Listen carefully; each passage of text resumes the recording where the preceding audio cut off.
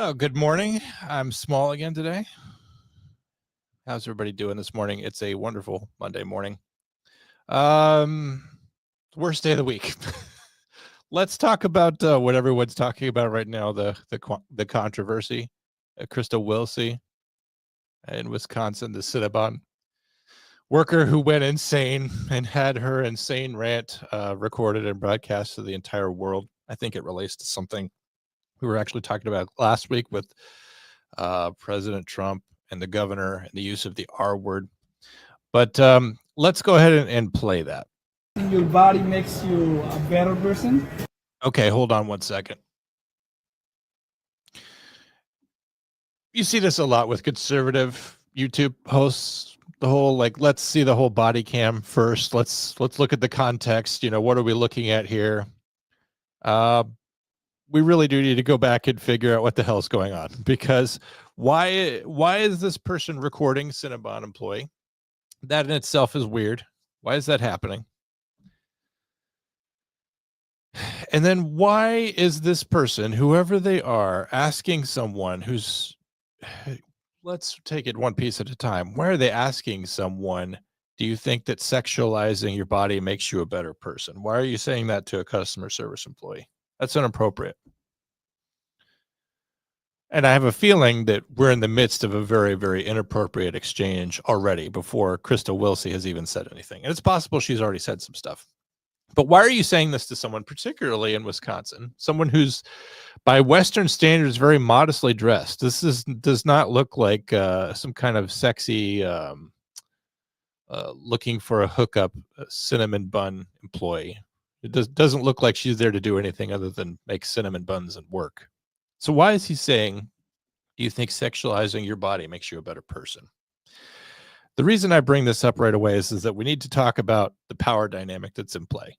And Drew will understand this as a police officer. I've understood it as a correctional officer, as a 911 dispatcher, is that when a person's just out in the public and they're not doing their job and they encounter someone who's on the clock, there's a power dynamic there that they can exploit easily. And whenever they're not happy, something that can be done and has been done historically, especially I think to police officers and 911 dispatchers, is that we get called racist. We get put on the defensive because the person doesn't like whatever it is that we're telling them. We're usually asserting some sort of power or authority, and they don't like it, so they try to put us back on our heels. Now, a Cinnabon employee doesn't have a lot of authority. Maybe she exercised the authority to tell them to get the hell out of the store. I think that's entirely possible. I think that's probably the only authority that you could exert as a cinnamon bun employee. But what's going on here that all of a sudden these two are fighting? And I think it matters because I've already seen various clips of this incident on the internet where that part is cut out and various parts are cut out. And all you see are the very, very ugliest parts of Crystal Wilsey's behavior. I apologize if I'm pronouncing her last name wrong. But at some point, the person taking this video is talking about her being a sexualized person, which is not okay. Let's keep going. Are you recording? I'm gonna record you. Yes.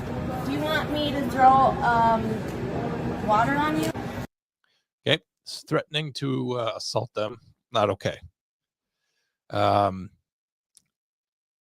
We'll talk about what I think motivated her to act this way, though.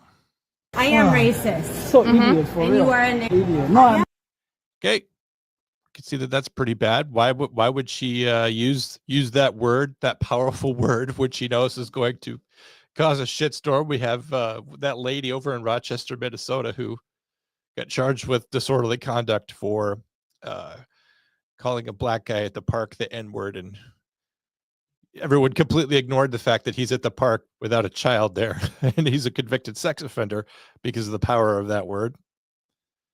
I'm racist, and I'll say that to the whole entire world. Don't be disrespectful. You ruin it. Don't be disrespectful. Okay. She's saying that for some reason. Obviously, she's being disrespectful. But why is she saying don't be disrespectful? She's pointing the finger right at the camera saying you are being disrespectful. Okay. So something has occurred. Nobody's recording this patron at Cinnabon about whatever disrespectful behavior they engaged in. All I'm saying is that so far, it probably is going both ways. And as a middle child, I could tell you it's very frustrating when you're in some sort of problem with your siblings and the parents think that it's all you. So I think it's important to understand that something else happened here that we don't have a recording of. New life, by the way. Oh, talking about Bye. you talking about respect? You talking about respect? You are fired from this place, man. You're not gonna be working here. Suck what? Look how you talking about ugliness? Did I stutter? You're the ugliest person I ever seen in my life. Good. It's kind of too bad that she did stutter when she was asking if she was stuttering. That's kind of a whiff there. No, we're not. No, we're not. No, we're not. Because you know damn well you're a That's fucking respect. evil That's fuck. respect. Keep squeezing that caramel, bitch. Get the Keep squeezing that caramel, bitch. Does this sound like somebody who has the moral high ground to you? I guarantee you the way this is going to be painted out is that the Somali couple, if you haven't figured it out already, who's in the store, has the moral high ground. And that they're just coming in here, they just want to get cinnamon buns.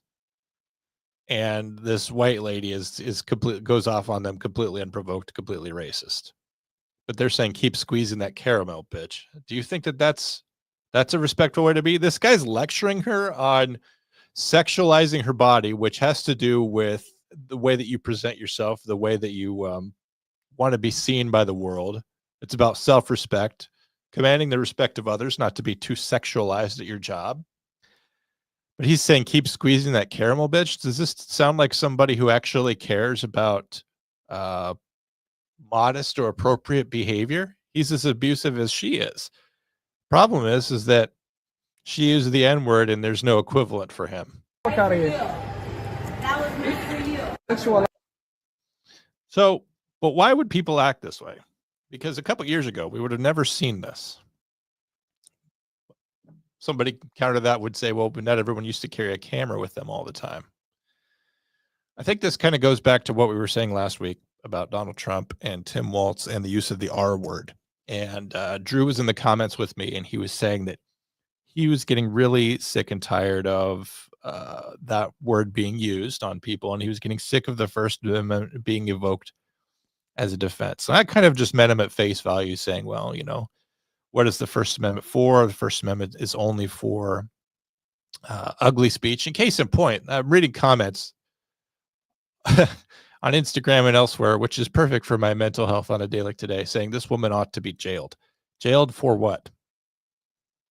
And she assaulted somebody. If she threw water on them, I think that's a fine thing to be jailed for. But if she's just using terrible words and like rage quitting her job in the most legendary and memorable way possible, there's nothing there for her to be going to jail for. But people want her to go to jail. But Drew always gets into my head. He kind of lives there, rent space, rent free, actually. And I think what Drew was trying to get at is that in civilized society, we all ought to be behaving a certain way. And when we step out of line of what our norms are as a society, meaning we don't go around calling each other that word. We shouldn't go around calling each other bitch either, or the N word, or any of these other things. Is that so often people will invoke the First Amendment as a defense, when really the truth is that your freedom to speak however you want does not mean you have license to speak however you want. And I kind of touched on this a little bit when we were talking about consequences for talking that way. And Crystal Wilsey's already been fired from Cinnabon, so she's already facing some consequences. But what moved her to act this way? Remember, she's in a power dynamic. She's at a weaker power dynamic because there's two people coming in her store and she's in a customer service position. And all of a sudden, somebody starts talking to her about how sexualized her body is. When she's wearing a Cinnabon employee outfit, she has her hair done fine. She's not wearing a hijab. So why did two people go into Cinnabon and start talking about the sexualization of her appearance in the context of perhaps she should be wearing a hijab?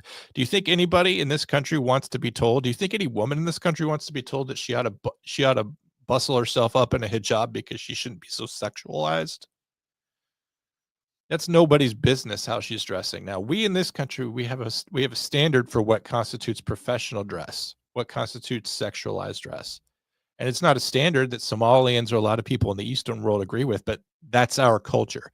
So why are you fleeing that country, coming here on refugee status or whatever, and then Why would you have the audacity to criticize anyone here and how they dress? If you don't like how the women dress here, if you don't like our rather decadent standards of sexualized culture, don't come here. I mean, if it's important enough to you that you're going to randomly undress it with a Cinnabon employee on how she's too skanky at work, I hate to say this, the whole country is full of rather modestly dressed, skanky Cinnabon employees. So you're in the wrong place. And I've said this before. When you go to someone else's country because you're on refugee status, because your own country is too violent, too hostile, too poor, too dysfunctional, and you're going to come to this country seeking refuge, it's the same thing as going over to someone's house, getting out of the rain, or getting away from a mugger, or some sort of clear and present danger. You're going to go to their house, and you're going to criticize the way they dress. You're going to criticize the way they behave. You're going to help yourself to their food and their water and their other amenities. You're going to leave a mess in the bathroom. Finally, you're going to get a Cinnabon and talk about how they dress too shamefully. I think that this person, this Cinnabon employee, realizes, hell, all I have to lose is a job at a Cinnabon. This doesn't mean that much to me. And I'm being bullied or I'm being talked to about the way I dress, and I'm going to stand up for myself and I'm going to fight back. Fortunately, she did that in about the worst way possible. She did it in a way in which is not going to drive a lot of sympathy for her. And I think that given what happened, there should be some sympathy for, without knowing everything. All I want to say is that it at least went both ways, and she's not going to be treated fairly. And it's this guy who recorded this video and the woman that was with her are not going to be treated with very much scrutiny because she dropped the N-word. It automatically makes you the loser of that argument. And admitting to being racist and dropping the double bird, and then something else that she did where she was kind of grabbing at her crotch. This is terrible behavior. But in the same way that people are now dropping the R word on Governor Tim Walz driving by his house and saying this and feeling so free to use it and using some kind of license, it's because over the last 5 years, people have been somewhat repressed by someone claiming the moral high ground. Moral high ground progressivists, people saying you ought not use the R word, you ought not use the N word. You have to be tolerant to people who are intolerant to you. And I think there's a certain segment of American society that's really sick of it. And so they're fighting back. And fighting back means playing dirty and just trying to take all the power out of being called a racist by saying, you know what? Yes, I am. See, it doesn't have any power. You can call me that. And what? Because people are tired of being on the defensive. They're tired of having their thoughts and feelings censored by everyone else in this country. And they're tired of being told that they're bad people inherently for thinking these things. Certainly they're bad thoughts. They're unkind thoughts. They're rude thoughts. It's not how you should behave as a civilized person and as a nice person. But people are tired of the prior restraint being placed on their behavior, and they're tired of being demonized. And I think also people are tired of being told how they should dress at Cinnabon, if you know what I mean. Let's see what the people in the comments think. Just curious, because I could see this going all kinds of different ways. And whatever you think about it is fine. Talia says, good morning from John from Dispatch. I don't have any cool dispatch facts for you today, other than North Dakota State Radio serves over 25 counties for 911 services, and they serve over 1,000 people. If you ever wanted to know how desolate North Dakota is, you can have a consolidated dispatch center in North Dakota serve 25 counties and only 1,000 people. Probably that number of 1,000 people was probably made up by me. So good morning. It's the worst day of the week, Abby says it is. Anthony's here. He's good to see you. You're not usually here. Jenny, good morning. Hello. I wish we had a Cinnabon that wasn't a gas station anywhere nearby. Yeah, if you live out in the middle of the desert, that's pretty awful. Talia says that's horrible. That is an oversized shirt. Are you saying that she's not dressed in an overtly sexual manner? Because I'd be forced to agree with that. We are trained as employees to be respectful and pleasant. Yeah, people in all walks of life, whether you're someone that is a custodian at a college or a 911 dispatcher or a Cinnabon employee. or whatever it is that you do, you have to be polite even when people are being rude to you. I feel that way often. People are rude to me on the phone, and I try to get past that and realize, well, they're having a terrible day. They're having a terrible time. They feel powerless in their situation, and they're taking it out on me. But I think it's really important to understand that power dynamic is that they went in there, and these two customers went into this Cinnabon, and they felt completely free to talk to someone about the way that they dressed. I don't know what happened before that. It's entirely possible that this guy and this woman came in and she's wearing a hijab, and Crystal Wilsey really is a truly terrible person and felt like she had license to just comment on the way they dressed right when they came in the Cinnabon, which is not okay. And if she did that, then she kind of brought a lot of this on herself. Unfortunately, you know, we don't know what happened before the camera started rolling. Love the degeneration of a X crotch chop. See, I've never done that move, so I don't understand what it is. Is he saying she is wearing tight pants? Something like that. There's some sort of commentary on her workwear, which is not his purview as a customer or as a man to comment on. Even if you actually think that, we've all gone into stores before and we've seen someone dressed kind of risque. You don't discuss that with the employee. In fact, if you're actually so horrified by it, do you know what you do? You talk to their manager. You don't confront them about it and ask, do you think that that makes you a better person? And asking someone if they're a better person because they're sexualized is a huge conversational, cultural conversation, right? I respect everyone's inalienable right to say the R word or the N word, but both the provocation and the response and hiding behind some right to be a dick, right? That's what I was getting at, Drew, is that there's a difference between being free from legal reprisal and then feeling that because Congress shall make no law restricting freedom of speech, it makes you feel like, well, I have a blank check to be an asshole. And obviously that's not true. That's where it comes back to that that idea that because you have the right to do it, that you have the license to do it. And those two things are not the same thing. Hopefully I gave it some serious thought, and hopefully we're in concordance about that. You don't have to engage these conversations. Everyone talks about matching energy, and I disagree. Show your class as long as possible. That's the tough thing. That's the tough thing about a Cinnabon employee or a police officer or correctional officer, is that in every encounter, no matter how it is, whether it's good or bad, you always have to be the bigger person in every situation. I think that's what people are tired of. I think they're tired of being the bigger person in every situation. I think that there's a lot of conservatives out there who are very, very tired of being the bigger person. I think people of all walks of life and of all persuasions are rude and denigrating to others, and people of all walks of life and all persuasions and all political persuasions get treated badly as well, and that they treat others badly. But I think there's a certain segment of society that has felt like they've been on the defensive. They've been censored for years, and I think that frustration is boiling over.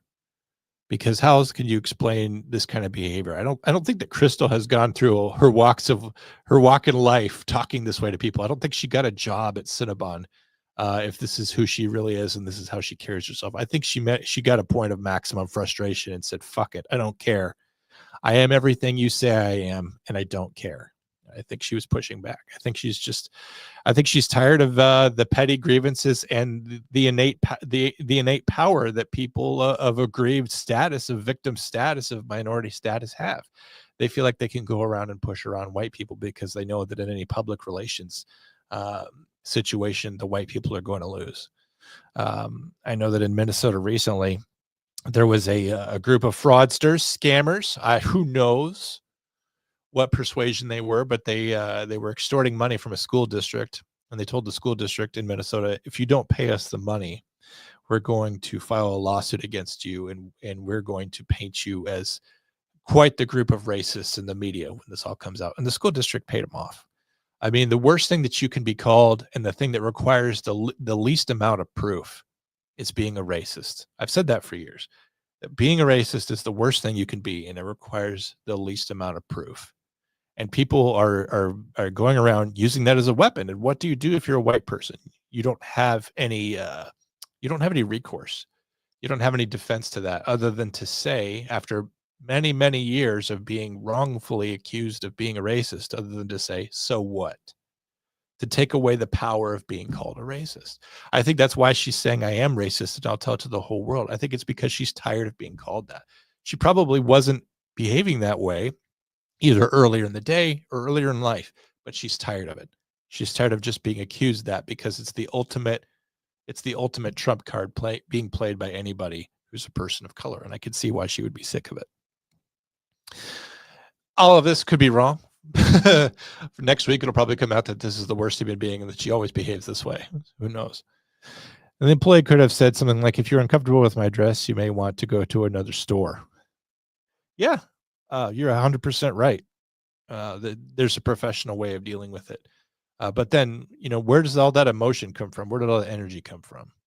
It came from somewhere inside of her, either because she's being consistently bullied, pushed around, somewhere else in her life this is coming from, or she's just had it. But the point is that when you see somebody boil over, it's important to understand that they're already at 212 degrees. What got them to that point? I don't think that Crystal Wilsey just went completely insane for no reason. I think she was provoked, and it doesn't excuse her behavior, but why aren't we talking about the people who are doing the provoking around here? I think that they need to be talked about as well. They need to be chastised and admonished as well, because provoking a Cinnabon employee is a very low and cowardly way to behave. And why are you going about your day, going out to the strip mall to get a cinnamon bun? And you're gonna decide to add this to your day. I'm gonna talk this way to a Cinnabon employee. What gives you the right to do that? With Crystal, you also don't know the external factors. Yes, we check our outside life at the door when we clock in, but that isn't always the case. Maybe she's going through something traumatic. There's a lot of empathy there, and I think you and me are probably the only ones who are going to feel any kind of empathy for her. At least a certain kind of questioning empathy, like what's going on with Crystal that she's reacting this way? Because this is not normal behavior, and what's happening to her is not normal. Why is someone saying to a Cinnabon employee, "Do you think dressing this way makes you a better person?" If I had been in that Cinnabon, and this has nothing to do with race, but I would have said, why are you talking to her that way? You're being inappropriate. Don't talk to her that way. I also think Cinnabon is a target due to being a vulnerable business position to avoid the controversy. Yes, Cinnabon is in a horrible position. All they could do is take the normal route of this employee's been fired and this doesn't represent the values of Cinnabon Incorporated. And the problem is that they're going to get a certain backlash from the extreme right, or what we used to call the alt-right or the Tea Party right. We kind of go by certain names over the years, and they're gonna face a certain amount of boycott. But the thing is about the right, and why Cinnabon shouldn't worry, is that conservatives are not really capable of any kind of sustained boycott. They've been upset at Starbucks before. They've been upset at all these other things, Bud Light. These things are never really sustained. The Bud Light boycott was the most successful. Boycott of the recent era. And how did it go? Well, it's over. No one's still doing it. We didn't get an apology or anything from Bud Light about their horrible commercial, but what do we care? We got Shane Gillis and Peyton Manning, and they're now hawking Bud Light, so everything's fine. So I don't think that Cinnabon has much to worry. And the weird thing about boycotts in general, I remember once Target was being boycotted. There was some sort of boycott Target on Monday. Nobody go to Target on Monday. Well, you realize people are just going to pick up what they need from Target on Sunday and Tuesday, right? There's just going to be a surge of sales on Sunday and Tuesday. And so a boycott might send a message, but it's not going to affect Cinnabon. And for all the people that are going to go out there and boycott Cinnabon, other people that don't like this behavior are going to see this boycott Cinnabon. They're going to be like, you know what? I'm going to go to Cinnabon today. And so for every person that decides they're going to fake boycott Cinnabon, there's somebody else that's going to, I'm going to undo the boycott. And I think what you'll see is a net result, you're going to see a surge in sales for Cinnabon. I know that they would never release that statistic saying, hey, this horrible thing that happened to us actually boosted sales over a 5-day period, or however long it takes for this to be in the news. Krista surely doesn't get paid too much either. No, she didn't have anything to lose. If she was supporting her family, if that was her only means of subsistence, you would think that she would hold on to that job. But that's not always true. You see people chimping out at McDonald's and Taco Bell, and you don't necessarily see the same thing about them, right? There are people whose sole means of providing for themselves is working at a fast food restaurant, and then those people sometimes are some of the worst behaved and worst employees ever. We've all seen it. We've all gone through the line at McDonald's, and we've all been talked to rather rudely, and we've all had our order done wrong and cold, and that's not exactly the same thing as going insane and calling someone the N-word, but it shows that they don't care too much about their job. I'm not allowed to have the opinion because I am white, and somehow I'm racist. Yeah, that's what people are feeling, Drew, is that because you're not in an aggrieved status, because you're not of a marginalized status, somehow racist behavior could never happen to you. And so you can just be treated poorly by many other people in the world, but because of your skin color, the way you were born, because of your privilege, somehow you don't know what it is to be a victim of racist behavior. If you get in my face long enough with the camera telling me how I'm violent, any reaction I have in order to create space will make me look violent on camera. You're right. Very well said. I've been in customer service in all my jobs, and some level of biting your tongue comes with the gig. Yep. This kind of conversations don't even need to start just from the buying a sugary treat. Yeah. Again, and I don't know what happened before that. It cuts both ways. For all I know, she was being horrible to them the moment they came in the store. This is certainly going to be the narrative this week, is that because the president has been hateful in the things that he said about Somalians, calling them garbage and all this, that all of a sudden MAGA supporters or Trumpists or whatever, that they all of a sudden, they also feel license to behave in hateful ways. Again, feeling like you have a license to do this. And in some ways they have a point. I mean, if the president, the leader of the free world, can start being hateful, it does kind of set the tone for all of his followers and saying how he can behave, how we should behave. And in that sense, it's hard to stand behind those comments. I think that you can say that we have an entire group of people here who come from a culture not compatible with the West, and it's proving detrimental to our society in the form of fraud and other crimes. And you're not doing any name calling when you say that. But the name calling does sort of, it does incite feelings one way or another, either for him or against him. I've never been treated as bad as Drew surely has, though. Well, Drew. All right, I'm going to keep it classy today. I'm not going to say stuff about Drew. I coined the term white supremacists over the weekend when they push the narrative that everything is based in white supremacy. Yeah, exactly. You know what's ridiculous is that I'll say this as a white person, is that I have been painted before as though I walk around acting like I'm better than other people. I hold the door open for everybody. I try to be kind to everyone I encounter. Doesn't mean that all my thoughts are nice. It doesn't mean that all my thoughts are perfect. It doesn't mean that I don't get caught in some pretty base behavior sometimes in my mind. And God knows that I'm accountable for that. God can hear my thoughts. But when it ever comes to a face-to-face interaction with a person who's different than me in any other way, whether their skin's a different color or their hair's blue and they got a septum ring in, I'm always respectful to them because I'm supposed to be. Hi guys, as always, not staying. Just wanted to drop in, just randomly dropping by. Shorty, you go back to bed. It's like 3 a.m. in Australian times. But thank you for listening to my TED Talk on that. I didn't mean to go the full 30 minutes on that. I could never censor myself to just go 30 minutes. So let's have an abrupt change in dialogue, because I think I beat that one to death. I think everyone knows how we all feel on that. Just as a reminder, you can monetize me if you want. And here's a good reason. Here is my retirement date. Here's when I get to retire. When I take regular retirement, will be on my birthday on the year of our Lord, 2049. 2049. I've already been an employee for 10 years. I worked for the state for, I've been on state retirement for 16 years. How could my retirement be in the year 2049? I mean, I started working for the state in 2007. I've been in state retirement since then. How can my retirement date be in 2049? I wish I had an advanced look at my tombstone because it would clearly say that I'm going to die before 2049. Jesus, I've seen what you've done for the dinosaurs, and I want that for me. Oh, I don't want to work till 2049. Oh, my therapy dog is here to help me with my retirement planning, though. Thank you, therapy dog. Golden retriever there. I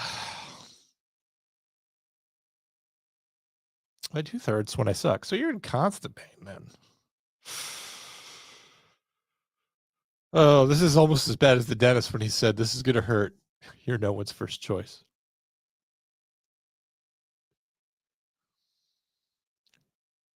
Well, here's the thing that I'm stuck in, the catch-22. So I don't want to work till 2049. This 109-year-old woman said the secret to long life is wanting to die. Why won't he just take me? By Anne Brenoff. This woman very clearly feels like God forgot her. She's doing her best to check out. She's standing in the lobby with her room key, just trying to leave. And she's not allowed to. I saw a post the other day by a woman who reached the ripe old age of 120. She was 120 years old. And she just looked absolutely destroyed physically. You know, your body's not meant to be 120 years old. You're not supposed to live as long as you're not supposed to be around as long as a building is. She looked like she was in constant pain all the time. Whenever I'm about to give up, I remind myself that the world would be a better place without me. I cannot let that happen. I cannot let the world get a little bit better without me. On the other hand, what are you going to say?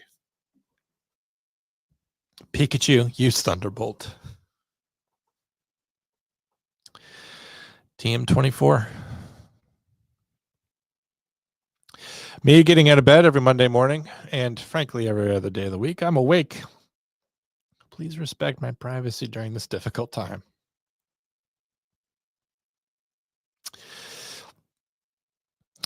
Right now, the need for blood is rising. They could have gotten a more sympathetic child. Why did they get a kid that, like, you know you're going to wake up in the middle of the night, you look out your bedroom window and they're right there, and you're on the second floor? It's that kid. I love honey, but you know what I don't love? Unconfessed sin. Who knows?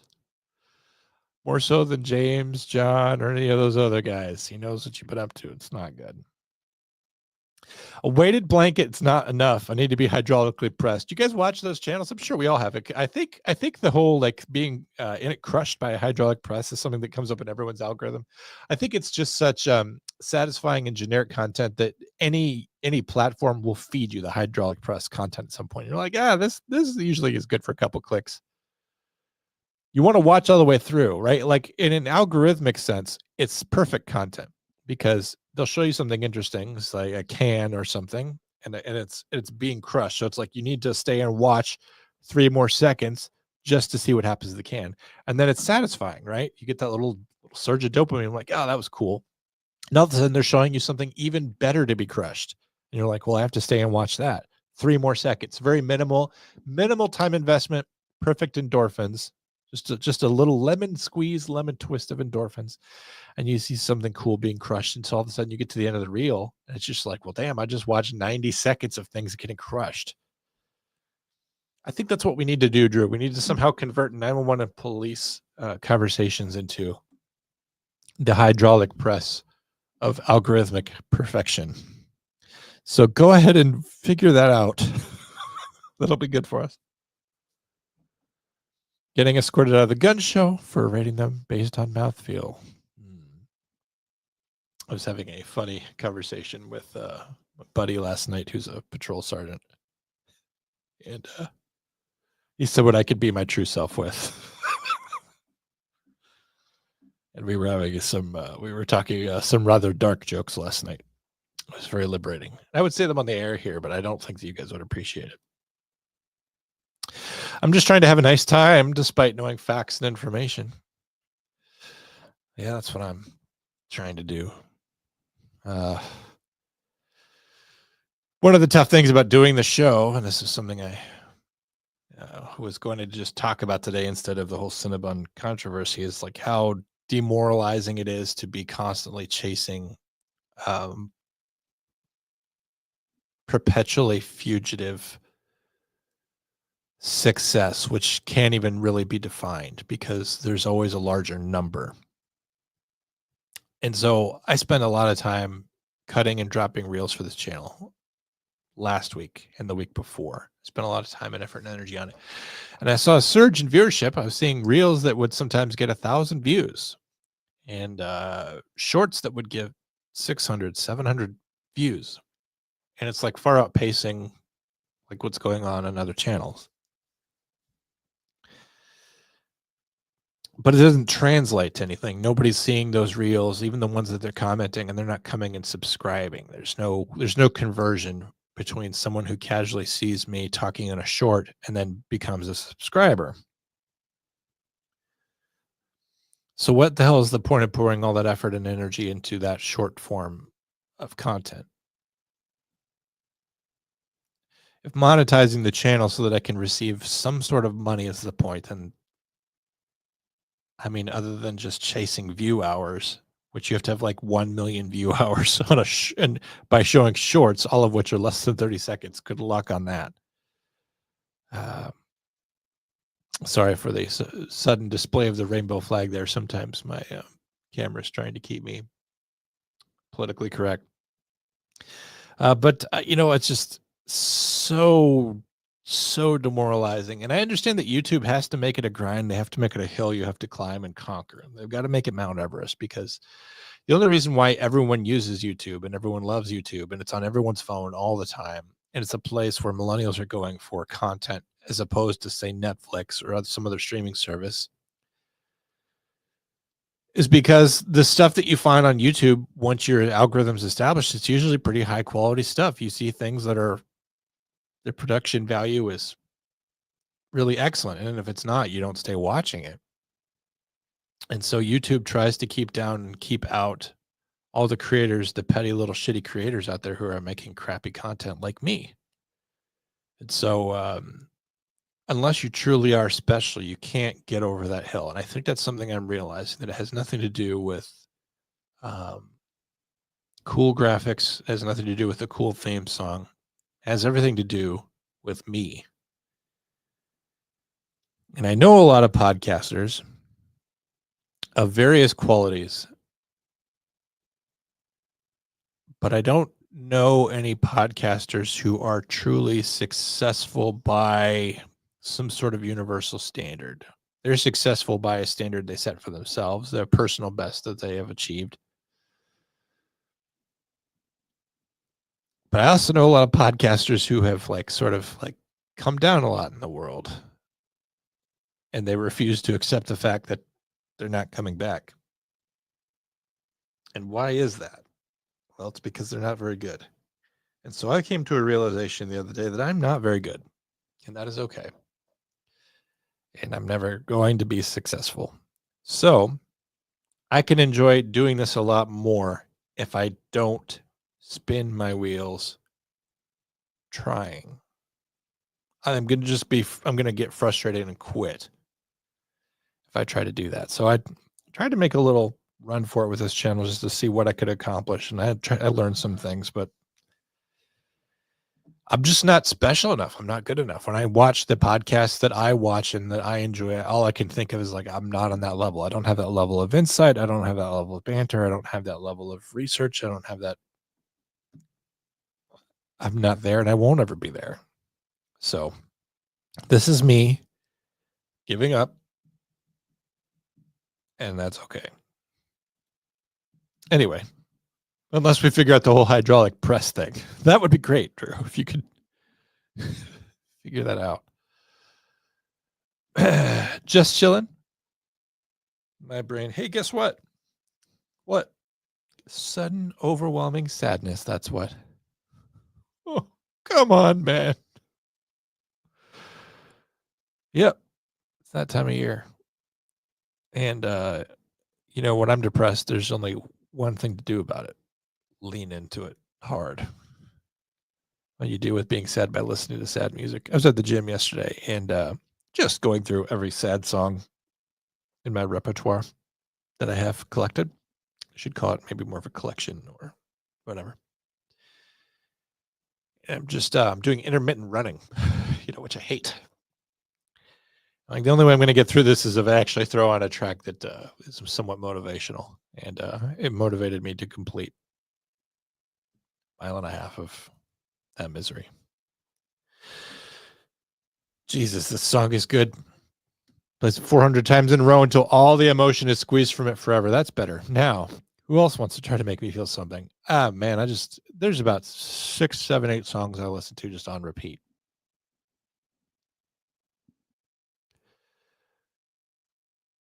I'm at the end of my rope and it keeps getting longer, like some sort of clown handkerchief. Well, when this is the end and you're giving up in 2025 and somehow 2049 is your retirement date. Yeah, somehow the clown handkerchief bit. Absolutely true. You ever cook something in the microwave, but it's still really cold in the middle and you just keep eating it instead of heating it longer because life is pointless and entropy is unavoidable and the universe is filled with callous and casual destruction?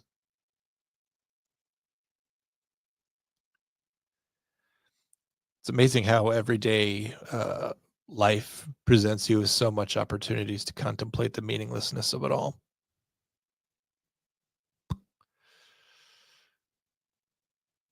Anyway, credit cards decline. Therapist, jump. Just jump. Free up my schedule for paying clients. I've never watched The Boys, and people always recommend The Boys to me. They're always like, oh, it's a dark show. It's a superhero show. You'd be super into it. Didn't we already have Watchmen? Isn't that what Watchmen was? Was about a bunch of morally ambivalent superheroes? And we had Watchmen, the Alan Moore comic, was back in the 90s. So why are we trying to say that this is edgy and cool and innovative in 2025 when we've had Watchmen forever? I can't get into it because we've already had that. We already had Watchmen, and I think done better. Here's why no one ever gets saved by a dad. How long will the ambulance be? 17 feet, 6 inches. Oh, boy. Eclipses don't impress me. I'm abruptly overcome by darkness every day. This one played better when we were all talking about an eclipse recently. Doggies fix most sadness. I don't know. My dog makes me depressed because I look in her eyes and her eyes kind of have this cloudiness. She's got I don't know eye stuff. I don't know if it's glaucoma or cataracts, but she's got just the natural aging of the tissues of her eyes. I mean, she's going blind and her sense of smell is not very strong. And I can tell she's in pain all the time because she actually doesn't even like to lay down anymore. This is how bad it is for my dog, is that she will just be standing there all day in front of me, just looking at me. And I'll like, go lay down. And she doesn't want to do that because she has such bad arthritis that laying down hurts. And she's a pit bull, so she doesn't whine. She doesn't make any sounds, but she shivers. And it's not because she's cold. It's because she's in pain. So I look at my dog sitting next to me on the floor, shivering, because to her, that's the equivalent of crying. And don't get me wrong. Like if this was what her entire life was, we would just go to the vet. But she has times where she's rambunctious and she's playful as well. She gets energetic. She likes treats. The other day it was snowing outside. She was bounding around in the snow. She probably likes the snow now because the cold probably feels good on her bones. But when your dog's like a constant reminder that she's about to die, maybe it's not a panacea for emotional distress. I can't retire until 2046. Only have 10 years of service in the local county department. I'm sorry, man. Somehow I have, 16 going on 17 years of service, state retirement, and I don't get to retire till 3 years after you. What about the biblical figures who lived to be 500 years old? Methuselah? Who else lived really old? Methuselah lived for a long time. I believe Adam lived for a long time. Calling them biblical figures is weird to me. It's like you didn't do this on purpose, but you're like, it's almost an implication that they're not real. Like someone else was talking about the Bible in a podcast and they mentioned the persons mentioned in the Bible as characters. I take the Bible too seriously to not take it literally. And I think that's very hard for people to grasp. But yeah, they were living a long time. I mean, what was the standard back then? There was no standard length of life. So if God just wanted you to live to be 500, what's the difference? It's not like a civilization would rise and fall in those 500 years. Like nothing was really moving back then. There's a great guy, I believe, Russian, who has a hydraulic press channel. Well, there's lots of people who have that. We need to do that, but of 911. We need to be the hydraulic press channel of 911 calls. You know what we need to do? Play a 911 call for just 10 seconds, and then my reaction. Bad. And then play another 911 call, just 10 seconds of it. Scary.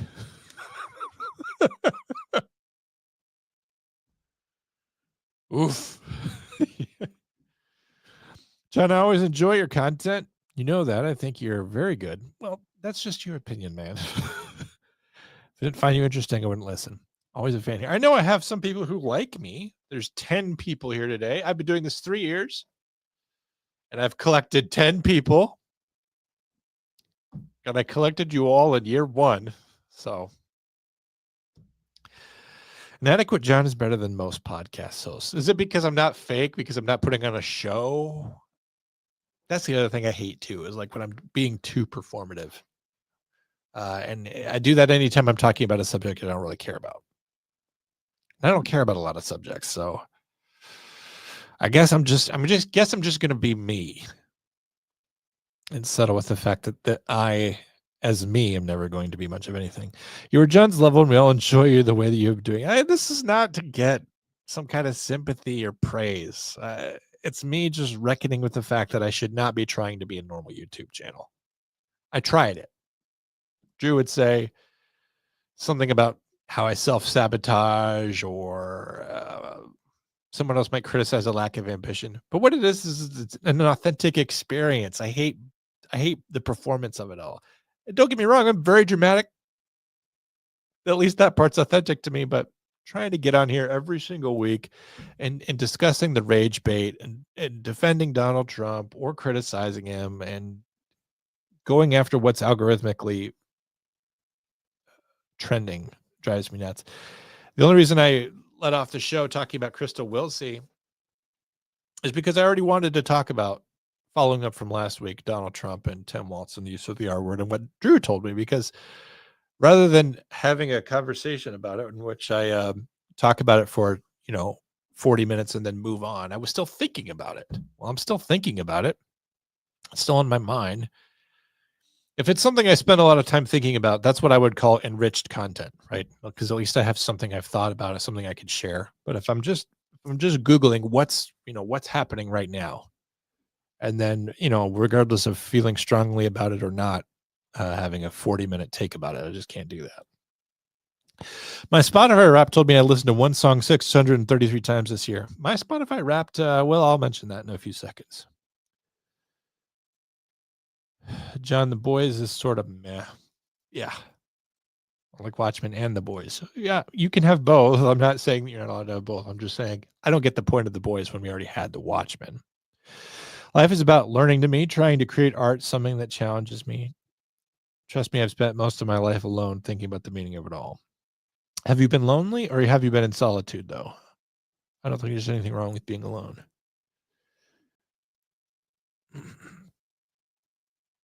Noah and his family were last to live over 120. Were they?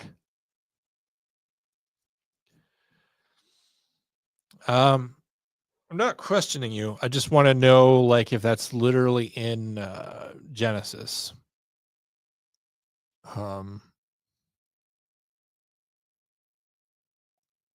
Because obviously, like, that's the first book of the Bible, and Genesis obviously covers everything from the beginning of time all the way up into the Israelites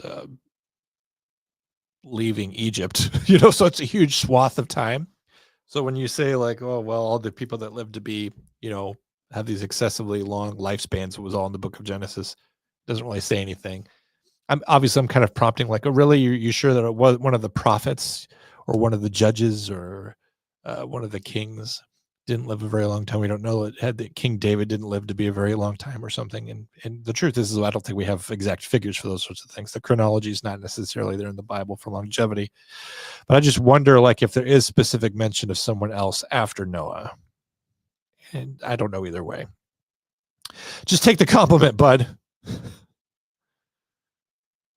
If you have really been such a fan of me over the years, you would know that there's nothing more forcible and more objectionable to me than a compliment.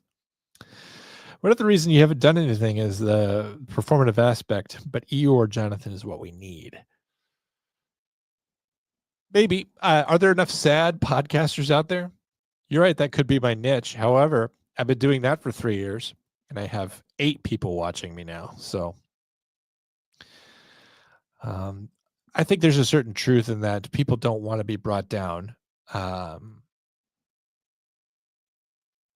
a certain NPR energy thing, where it's kind of downbeat that I think people like, but I'm really depressing. I don't know how to reach the people that would be thrilled to be depressed. I think most people are like Jenny, where they're upbeat and happy and bubbly, and they want to be uplifted. Does anyone want to turn on a podcast and say, all the feelings that you've been having and all the things that you suspect about the universe, about being sad and meaningless, are true? Maybe. I don't know. Studies reveal that listening to music at loud volumes can actually kill you. Turn that shit up. Turn it up. Here's something that I think sums up my feelings on Comm Center and this show even, but nothing will ever emotionally destroy you more than the constant need to be understood by people who over and over again have proved that they will not understand you. I think that's my ultimate frustration with Comm Center. Some of it has to do with the algorithm. Some of it has to do with YouTube. Some of it has to do with various dark forces on the march that seek to silence that channel. I believe those forces exist. I don't think it's a cabal of people or anything. But being 3 years deep, setting out at one point and saying, I'm going to help people understand what it's like to be a 911 dispatcher, because it's frustrating and hard work, and we're underappreciated and underrecognized. And 3 years later, there's not one more person that really understands that. And that includes you guys, to be honest. And I don't mean this in a mean way, but you guys are sympathetic to what I go through, and you're willing to hear me out. But every once in a while, I'll get a comment from one of you guys in the comments that kind of suggests to me that, like, I have done nothing to really explain what my job is. And it's very disheartening. This actually happened last night. I was talking to Shorty Rides. She mentioned something to me about my job, and she was just being kind, but I don't remember exactly what it was. But I was just like, I'm talking about this job for 3 years, and nobody gets it. And maybe, it could be the same for Cinnabon employees. I don't know what it's like to work at Cinnabon either. Maybe all of us just live in a silo and no one outside of that can ever understand what's happening inside. Maybe we all live permanently private lives, and that there's no true bridge of understanding. There's no way to make anyone else get through that impenetrable barrier to understand the private life within. The substance of all of our reality is not the reality of itself. It's only perceived in the visual cortex. We make of reality of what we can perceive of it. And there's a disconnect between true reality, which we cannot perceive, and what our internal reality is. It's whatever we make of it.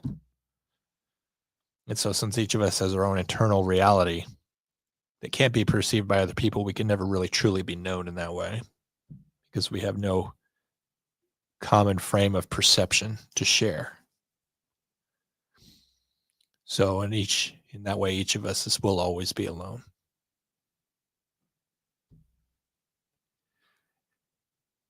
Anyway, here's Bernie Sanders to my doctor at every checkup. I am once again asking to be euthanized. In Canada, I think euthanasia is actually terrible. But in Canada, they have euthanized a tremendous amount of people, and I think it's horrific. So I'm actually not pro euthanasia. But what is life? When it's shit like this happening, what does it mean? What do I take away from that? Shout out to my favorite coping mechanism, isolation. This is what I was saying to Taliu earlier. Isolation, solitude. These are very much my jam lately. If anyone asks me about it, I'll just say, I'm just being more of a homebody now, just not as social as I used to be in my youth. The truth is, like I told my therapist, that if I never saw another human being ever again, that would be fine with me. Are you hungry? Yeah, feed me a bullet.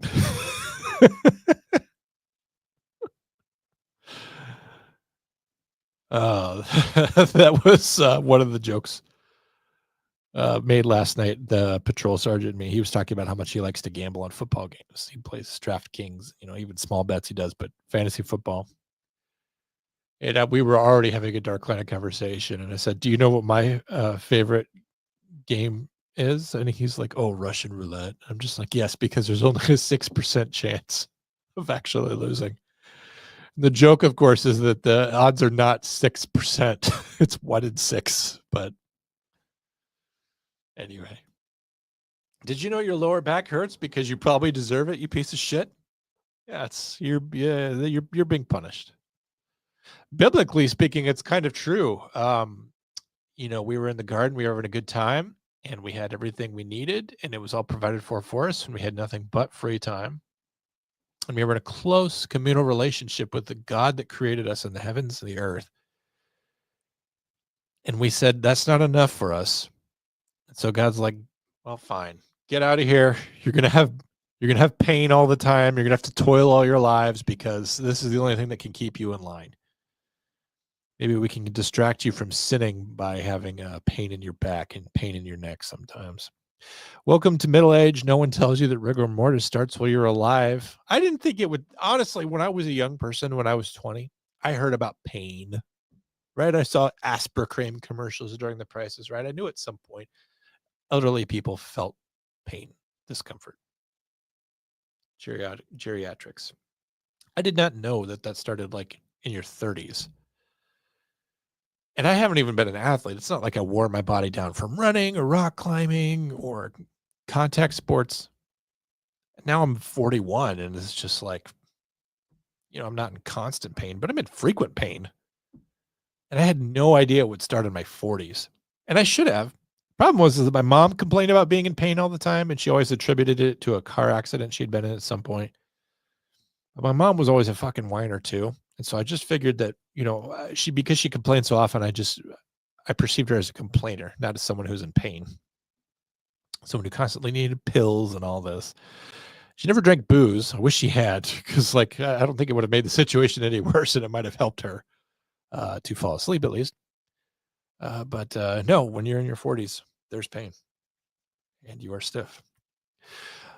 I just saw this. You're not lazy. You only have a certain amount of energy. And right now you're using all of it to survive. I don't know who needs to hear that right now, but I know someone does. This is me trying to work on the Denise Amber Lee case for Comm Center. I sit down and do research and then stop doing research. And I've even come up with some compelling stuff. And I think about ways of doing that episode, which will excite me. And then I still end up kind of I don't really get going. And I need to. I like to tell people how I'm really doing so they stop asking. This is something I do a lot, actually. I've done this even since high school, college. People say, "How are you?" And I'm like, "Terrible. Thanks for asking." I've always done that. When I went to prison, I really stopped answering the question. Now I've got this coworker who asks me how I'm doing because she's just really nice. I don't know. She'll say, "Hey, how are you?" And I'm like, "Hi."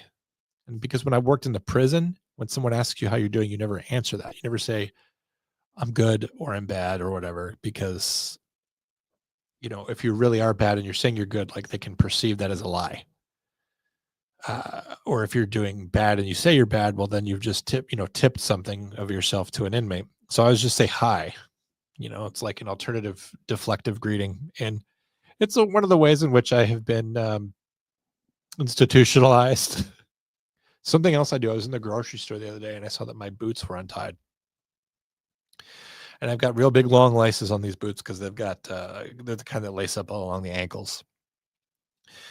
But instead of stooping down to tie my shoes, I literally lifted my right foot up to my left hip and just tied it while standing up. And I'm like, well, this is fucking bizarre. Who the hell does this? I've never seen anyone else in the real world tie their shoe by standing on one foot, lifting up their other foot up to their hip and then tying their shoe. And then I'm like, this is a prison thing. This is what I used to do in prison when I would stand outside in the rec yard surrounded by 200 inmates and I needed to tie my shoe. I was certainly not going to stoop down and make myself a more vulnerable target to them. So I would literally pick up my foot onto my hip and tie my shoe. Absolutely bizarre, but it's one of the ways in which I've been permanently institutionalized. There's no getting better. This is exactly what I was afraid of. What? Skeletons. There's a skeleton inside you. Good news and bad news. Oh, good first. You're going to lose 50 pounds. And bad? 50 pounds worth of legs. Oh my God. Oh, that doesn't count as weight loss, I don't think. The best way to tell if someone is your soulmate out of 8 billion people is if they are the third person you date in your mid to late 20s.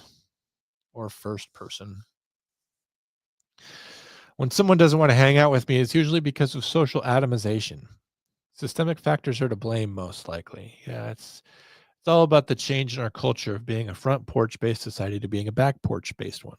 It's not at all because I'm a speculative weirdo who talks about how each and every one of us is indefinitely alone, unable to actually have any kind of meaningful relationship or a mutual understanding with anyone else on Earth. Documentary describing traits of serial killers. Stays at home a lot, prefers to be alone, has few friends. I actually meet a lot more of the clinical criteria than even that. So think about it. I was just talking about my mother earlier, about what a bad relationship I have with my mom. Various other things. Yeah. I mean, if the textbook decided who became a serial killer,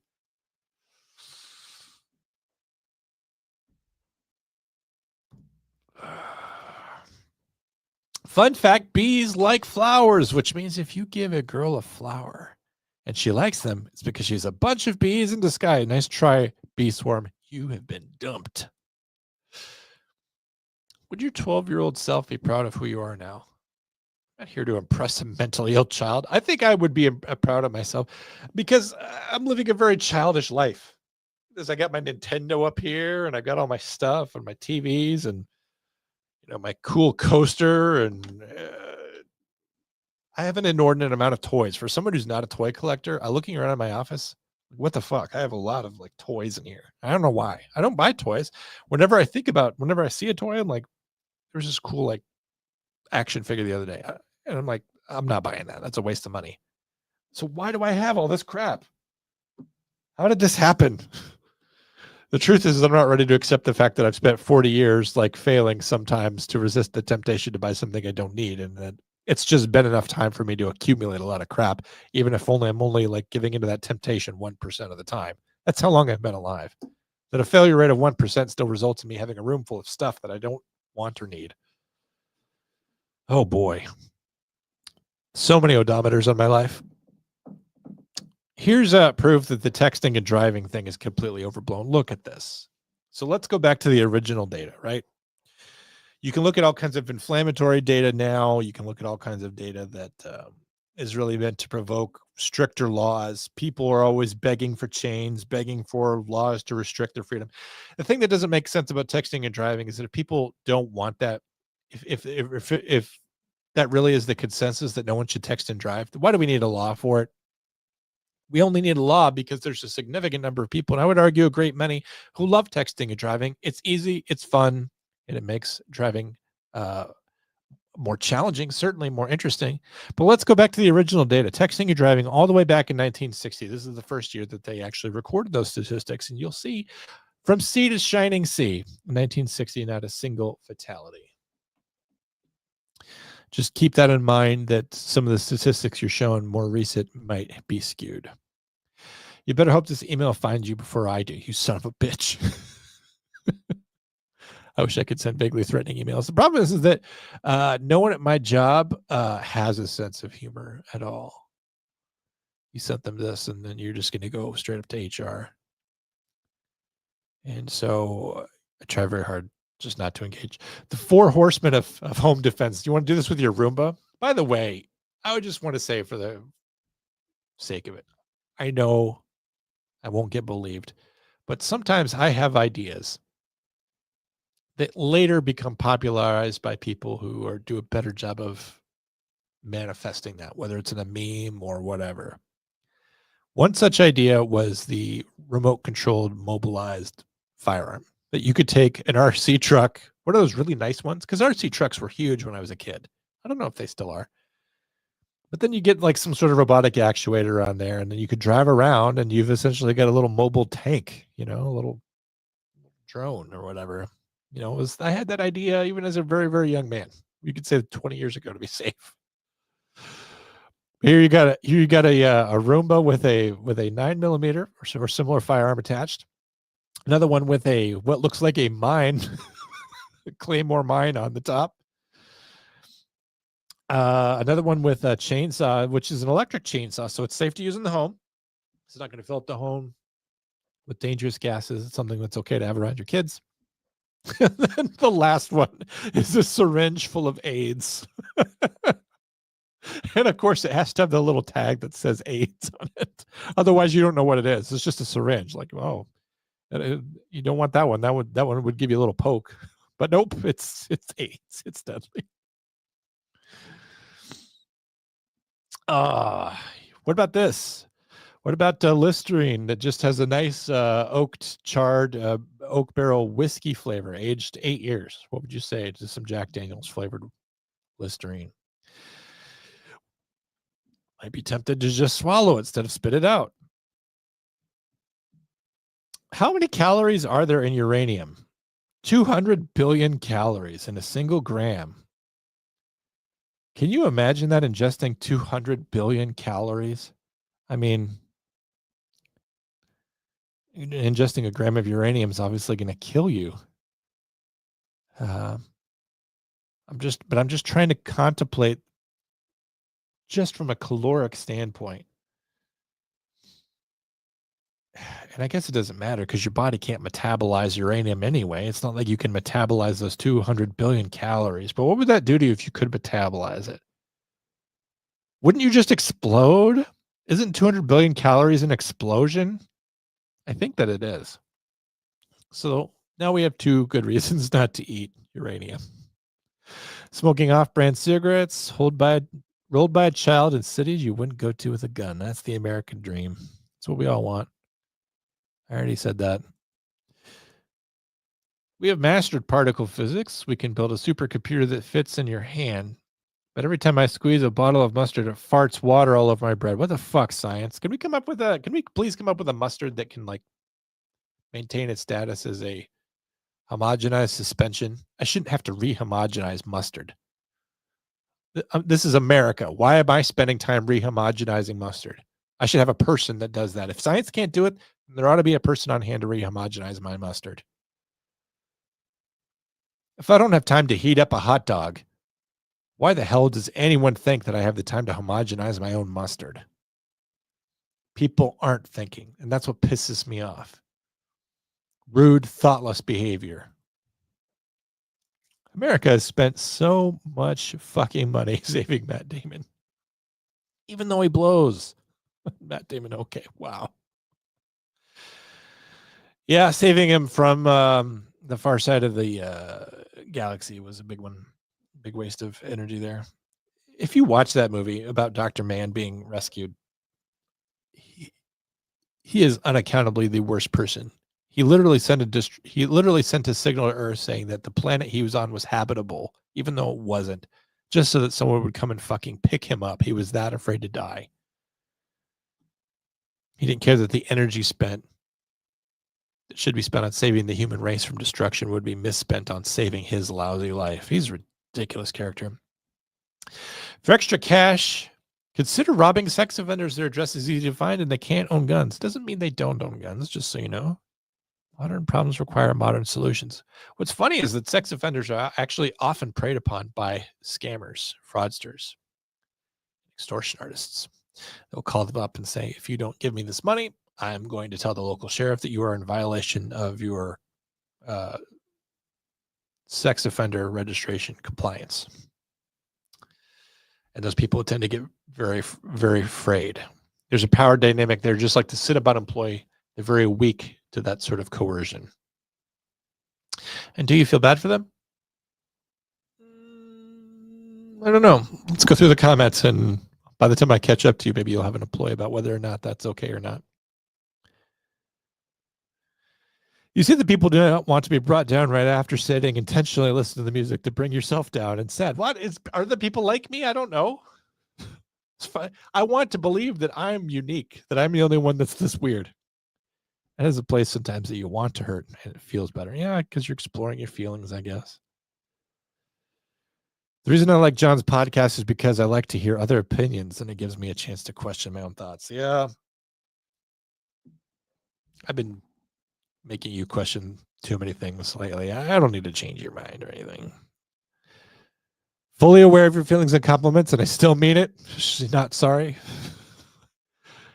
Give Dana a hug. Yeah. Solitude can also give you a respite from other people's opinions and disappointments. Other people are a bit much. You are right. Constantly trying to fit into that is almost it's undoable anymore. God said before the flood that he was limiting to 120, and then he flooded the earth. Gotcha. If that's what it says, then that is what it says. I won't debate you. I know portions about Noah's life after the flood. Lauren, I encourage you to read more about his life because it gets more and more confusing. Like at one point, Noah gets drunk and passes out naked in his tent, and his sons see him naked, and they're like, well, this is a disgrace. We can't let our father be seen naked or whatever. And so they literally throw a bearskin over their backs and they walk into the tent so they're not looking at their naked father. And then they throw the bearskin or the skin onto him to cover him up. Well, he wakes up realizing that someone has covered up his nudity while he slept, and he got mad. So he sold one of those kids into slavery. Which the modern context of slavery is always seen through the lens of like 17th century America. Slavery back then could also mean like you're joining another family, because that was a more like a functional family unit. Like you weren't biologically part of that family, but now you are. Like, would you rather be a slave, someone who has to work, but someone who also gets, fed and a place to live? Or would you rather just be out on your own when there's no civilization whatsoever and you're just susceptible to siege and capture and murder by bands of pirates or whatever? Land pirates. Wouldn't you rather be part of a functional unit? I don't know. I just think that the biblical concept of slavery was completely different than the more modern North American context of slavery. Anyway, yes, thank you all for liking my podcast, those of you who do. I guess there were a few like Abraham and Isaac that lived close to 200, but the lifespan in general was greatly reduced. Yeah, I think it's entirely possible that someone like Adam or one of his kids or grandkids, they were possibly living a very long time. Because what's the frame of reference for how long a person should live? I mean, it's all defined by God anyway. I mean, the length of my life is predetermined by God, how long I'm going to live. But if there's no other referent in all of creation, if you're born and what's to say that living a single year or 500 years is right or wrong? There's no correct answer. There's no precedent set. What's the difference? So I think at some point, as civilization advanced and as a certain amount of human and collective endeavors could be accomplished within, say, 100 years, or a certain amount of civilizational changes could be made in 100 years or whatever, I think that's when God realized, like, hey, this is kind of the frame of time that I think a person should be alive in reference to how fast the entire world is moving and changing. It should just be this segment. And that in comparison to, say, 500 years. I could never do your job, keep your head about you with all that emotion and urgency. I would freeze. Well, you also might get used to it. You know, the first 911 calls are tough, but then, you know, they do become routine like anything else. I live in my own reality because I can't deal with all the problems. I think we all sort of do that. The youth in Asia are trying their best. Yeah. We can't personally experience another's life, but we can get insight and knowledge from those who have lived differently. We can only get, but still, that knowledge and insight is still an artifact of our own perceptions. It's not a direct line from inside someone else. It's only what they convey to us and how we understand it. So that knowledge and insight is still an artifact of our own reckonings and not of what they reckon. Is that, you know what I'm saying? Maybe not. That's why talking to people and making friends is important. If you only talked with yourself about your own experiences, then it would be boring. I read in a book last night, a very, very good book. And I'm going to risk something here. Risk a little conceit. In the book, the book's written by an extremely intelligent person. Like, not just in the way they write, but in their credentials in life. But they say that intelligence is something that staves off tedium, meaning if you're very intelligent, then you're not prone to being bored. And I guess when I read that, I thought about how often I'm bored, and I almost never am. And I'm not trying to say, well, that must mean I'm smart, but it's just like, I really don't get bored. I could sit in a room with peace and quiet, and I don't get bored. I don't experience tedium for any amount of time. I just experience peace and quiet and restfulness. And again, this is not really directed at other people in my life, but I know people at work and my personal life that they can't sit in peace and quiet. I'll be sitting there enjoying a moment of respite, just complete silence, just sitting there not doing anything. They're like, are you going to turn on the TV? Or someone at work will be like, we have to have some kind of noise here, something in the background. I don't need that. So it's not to say that I'm smarter than anyone else. I just think when it comes to boredom, I think there's certain people who are maybe not capable of being bored, or they have a reduced capacity for feeling boredom itself.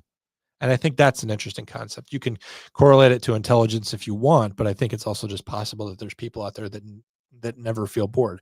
And it's because they have an internal life that's so vibrant that they're experiencing all the time that they don't need that outward stimulus, because whatever's happening inside of them is enough to keep them entertained. My coworker is always talking about these things we could do to be healthier. My lower back pain from mopping all night can be fixed. I say to myself, lady, you do sit-ups. Unfortunately, it is the core strength that will help you deal with that. And as someone who was shoveling snow for more than 90 minutes last week, I could attest to the fact that it would be a lot less painful if I had a lot more muscular development in my core. But after I was done doing that, I went to the gym the following day. This would have been yesterday. And I felt fine. And it was because I had worked those muscles out. I'm bragging about my flexible shoe skills. No, it's just a weird thing that I do. Oh my God, I love losing 50 pounds of legs. Wish with my non-compliant diabetics I had that. Yeah, I'm sure you would have loved that back in the day. People suck at texting and driving. Some of us are very good at it. I was joking the other day about how I went to the big city near me and how I was texting and driving. And I was telling my coworker how exhilarating it was because, I normally text and drive and there's not much to that because there's not even a stoplight in my county, but how much I liked doing it in the city because it was so much more of a challenge. Like, I'm sitting there completing a message and me, I've used rather florid language. So it like takes quite a bit to text. And I don't use abbreviations or emoticons or anything. So everything with me is the way I'm talking right now. And so I'm trying to get this word out. And of course, like, is that vehicle stopped right in front of me and I have to quick stamp on the brakes. Very exhilarating, very exciting. It's like being a professional athlete. Do winter vests have value? I think so, because they keep your core warm. But why not have your arms warm? I think if you're doing work and you need outside and you need a way to actually just stay warm to keep yourself from freezing, a vest is good.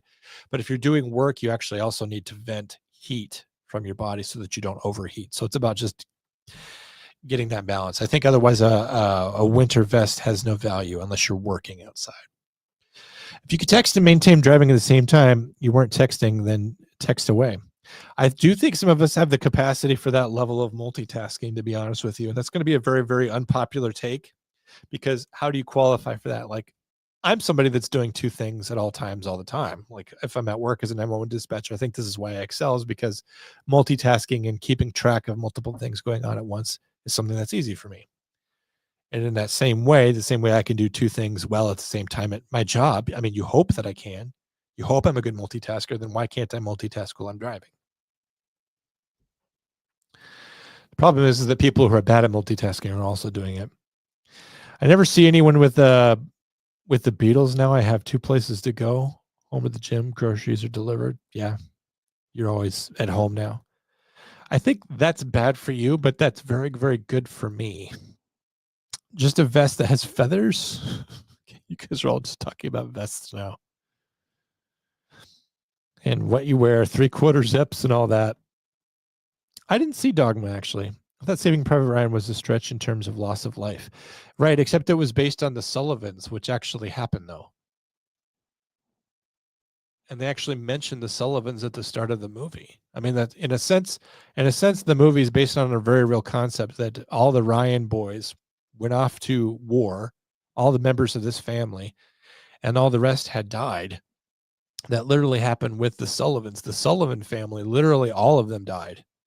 That entire family was ended by World War II because all of the Sullivan boys signed up to serve in the war, and all of them were killed. So when you say that was a stretch in terms of loss of life, I'm not sure what you mean, because I think it was probably the first and best movie to accurately show the horrors of D-Day. And I think most people agree that it was a good depiction of what combat was like in World War II. But I think the point that you're making, at the risk of speaking for you, is that the idea that they would risk so many people's lives to save Private Ryan, this guy, and the whole point of the movie is that he didn't deserve. He feels survivor's guilt because he didn't deserve for all these people to die so that he could live, because he was the last surviving Ryan. But it's based off the Sullivan, so how can you say it's a stretch? Like, they say at the beginning of the movie, all the Sullivans died and now all the Ryans are about to die, but there's one Ryan left and we have to get him out of here. You have to remember that it's not about emotions. It's not about practicality. It's about the idea that an entire family being wasted in a war is a PR disaster for the war effort. So the War Department has an axe to grind in making sure that all of the Sullivans didn't die, which they failed on, and then making sure that all the Ryans didn't die. So yes, there's a certain part of it, like you want to make sure that an entire family line doesn't get extinguished, but it's also just bad PR for a war. The idea that an entire family line is completely obliterated by a war effort. With that in mind, you think they'd be smarter and say like, hey, all of your brothers are currently serving in combat theaters. Guess what? We're assigning you to be the company clerk at Fort Dix in New Jersey. You think they would do that, but they don't do that. Greatest thing about being a Tigger is that I'm the only one. I know that song. Does Jim Cummings sing the song too? Tiggers are wonderful things. I like to call a scammer during his after dinner time. Did I show you the text last week where this person was trying to scam me and I made rather derogatory comments about scammers. I have a friend who had groceries delivered since COVID. You get the story a little wrong. His son told his brothers, look, Dad is drunk and unclothed. Let's make fun of him. And his brothers said, not cool, and covered him. When he woke up, he heard what happened. Oh, that they were going to make fun of him because he was drunk and passed out? I read it and I don't remember that part. I guess I don't feel strongly enough about it to directly contest you. I'm just saying I definitely don't remember that. I absolutely hate grocery shopping by myself. I can't stand going with another person. I do it like a Vietnam sortie. I'm in and out. I know where everything is. I'm not wandering around. I do it as fast as possible. Anyway, let's do a whole episode about the weird stuff in Genesis later.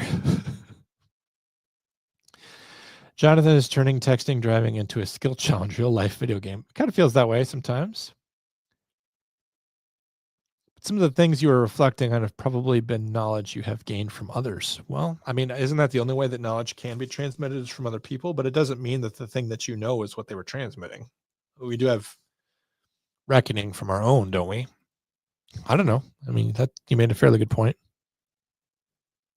What is a Sullivan? It's a guy named Sullivan.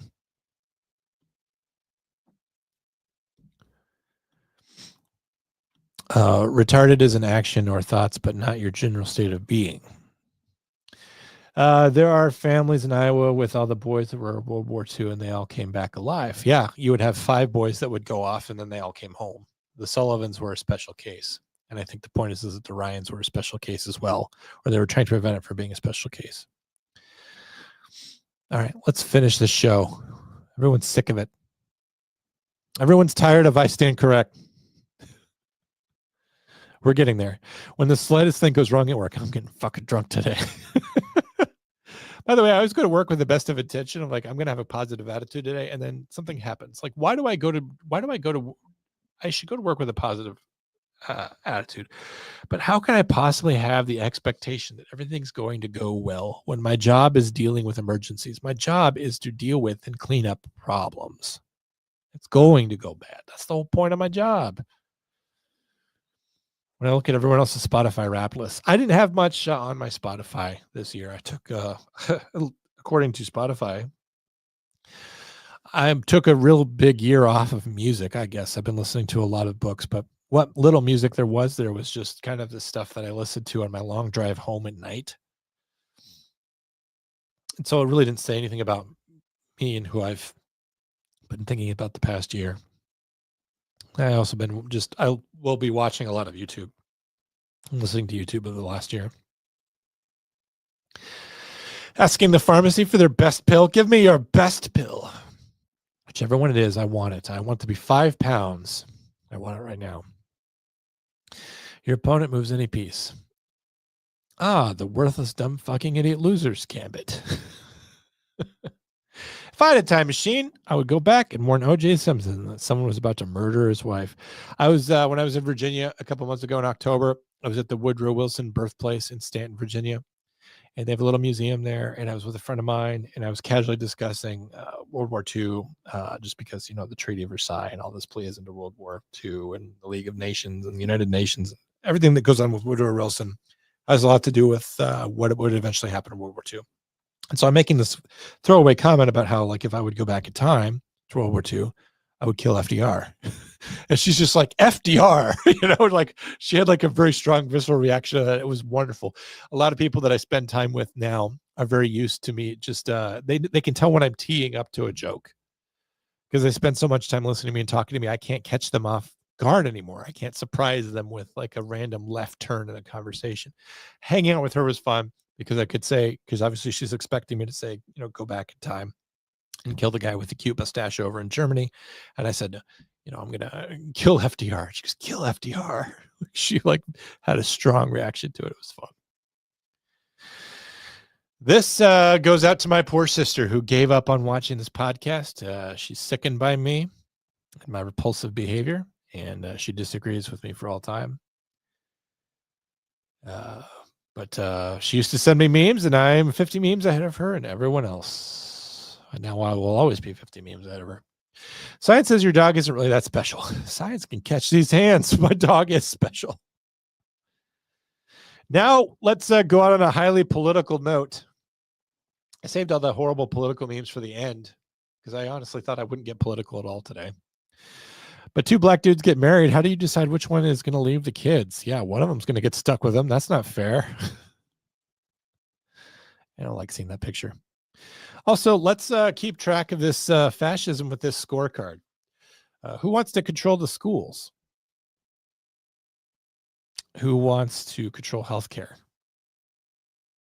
Who wants to control the media? Who wants to confiscate personal defense mechanisms? Who wants high taxes? Well, some Republicans want high taxes. Don't be fooled there. Say conservatives don't want high taxes. Who wants to control the majority of industry? Well, a socialist state actually wants to control all of the means of production. So if you have progressive socialists saying that they like socialism, just ask them, does that mean you really want everything nationalized? You want all the means of production to be owned by the government? And if they tell you yes, then maybe they have something else in their mind. Abortion, euthanasia, they both like that. Yep. The idea that your race, the way you were born, how you were born determines your entire identity. Yes, those things are in common. Socialism, as I mentioned. And also just blaming capitalism.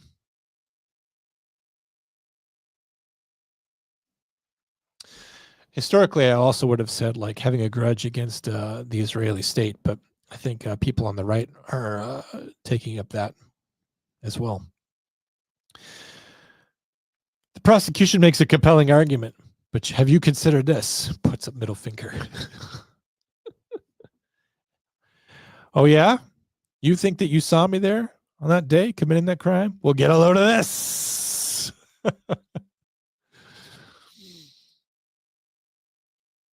Something else to think about. Imagine waking up tomorrow and every single person in this country that's not supposed to be here under Section 8 of the United States Federal Code is not here. They're not supposed to be here under the law, whether you liked it or not. But Title 8 of the U.S. Code says they're not supposed to be here.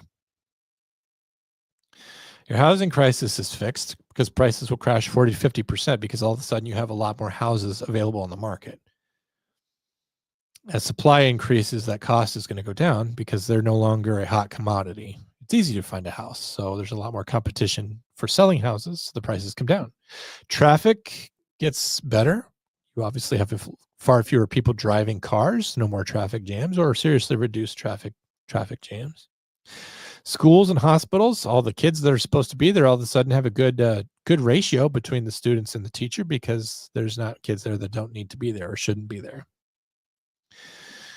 Wages for everybody are going to go up because there's no more cheap labor. There's a lot of people out there, private companies, small companies, even big companies, who are paying people under the table who are not getting taxed, by the way. And they're paying them wages that are less than federal minimum wage or the state's minimum wage because these people cannot complain about it to the Federal Bureau of Labor. They can't say, hey, I'm being mistreated by my employer. I'm being underpaid, because if they report this to the federal government, then they know that they will be asked to leave, at least by a responsible government that's doing what it's supposed to do under federal laws defined by legislature as elected by the people. So wages would actually go up because people would be required to pay what they're required to pay. In taxes, we'd be looking at 2010 level rates with trillions extra. I don't know about that. Islam, God? Women walking safe on the streets. Cinnabon employees not being told they need to wear a hijab. Christmas markets would be safe. Over there in Europe, they have to put up barricades to keep cars from going through because they know that if the Christmas people all have a farmer's market or some sort of Christmas celebration, they know that they're all going to get mowed down.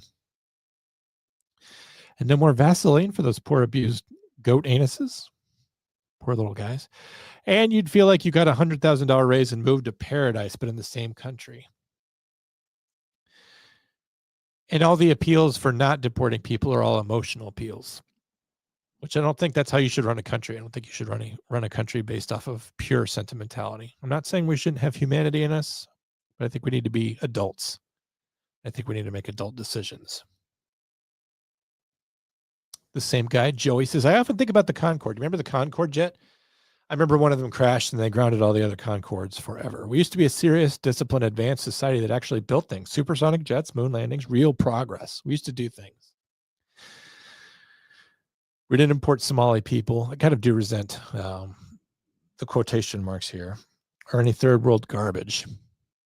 We were winning because we brought great minds, not inbreds. And one day we collectively decided, let's scrap the Concorde, fly like peasants again in 7 hours instead of 3.5, open the borders and import people who still live like it's 622 AD.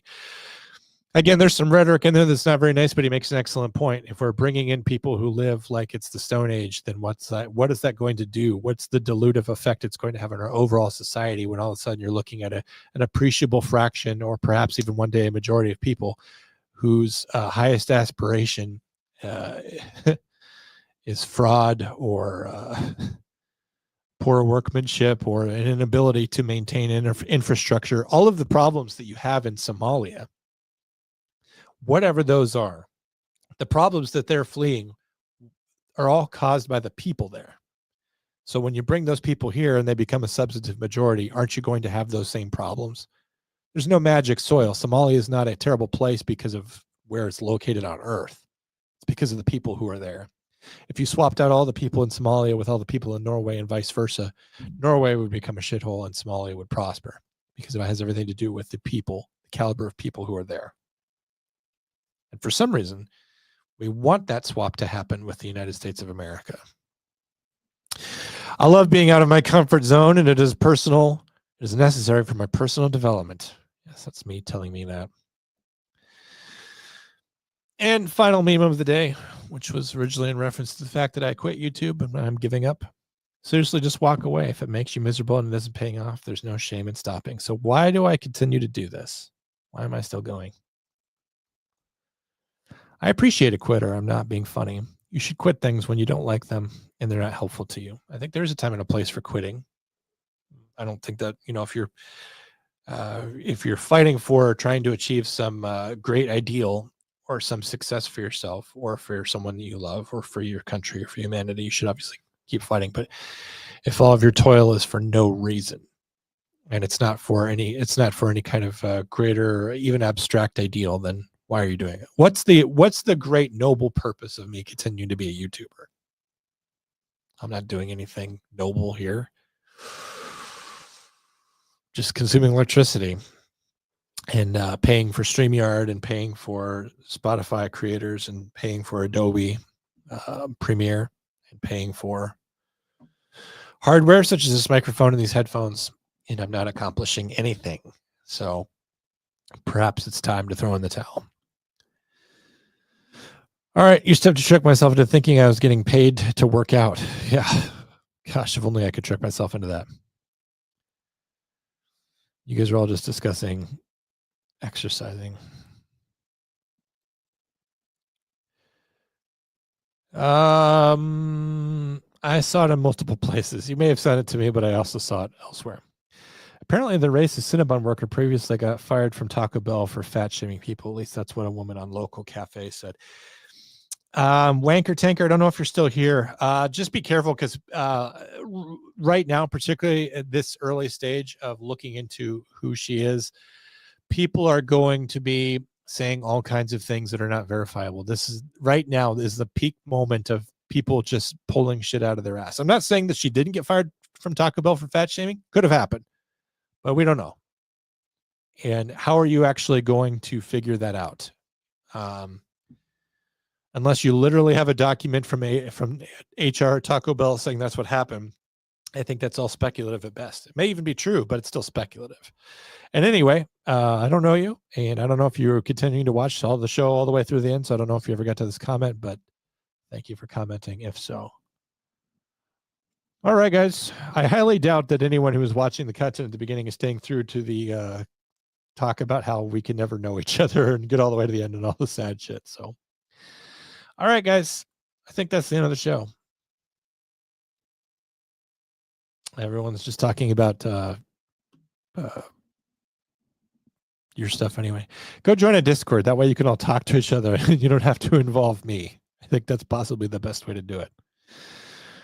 We'll see you back here next time, guys. I appreciate all of you who watch the show. I know it isn't easy. Sorry for everything.